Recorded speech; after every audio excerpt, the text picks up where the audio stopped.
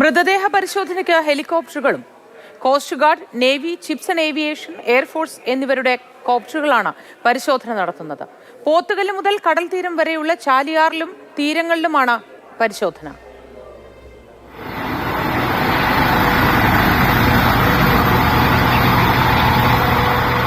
രാവിലെ Areekode police station പരിസരത്തു നിന്നാണ് കോപ്റ്റർ പറന്നുയർന്നത്.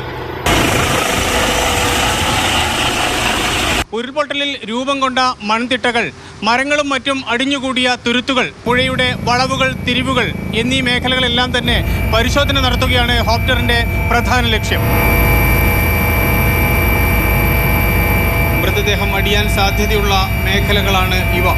ഈ ഭാഗങ്ങൾ വീഡിയോ ആയും ഫോട്ടോഗ്രാഫുകളായും കോപ്റ്ററിൽ നിന്ന് ചിത്രീകരിച്ച് പോലീസിന് അയച്ചു കൊടുക്കും. ഉടൻ തിരച്ചിൽ സംഘം അവിടെ നേരിട്ടെത്തി പരിശോധന നടത്തും. ഈ രീതിയാണ് അവലംബിക്കാൻ പോകുന്നത്. പോത്തുകല്ല് പുഴയുടെ ഭാഗത്തു നിന്ന് തുടങ്ങുന്ന പരിശോധന മഞ്ചേരി കടൽ തീരം വരെ തുടരാനാണ് സാധ്യത. ഇതിനിടയിൽ എവിടെയെങ്കിലും മൃതദേഹം കണ്ടെത്തിയതായി വിവരം ലഭിച്ചാൽ അത് തൂക്കിയെടുക്കാനുള്ള സംവിധാനവും കോപ്റ്ററിൽ ഏർപ്പെടുത്തിയിട്ടുണ്ട്.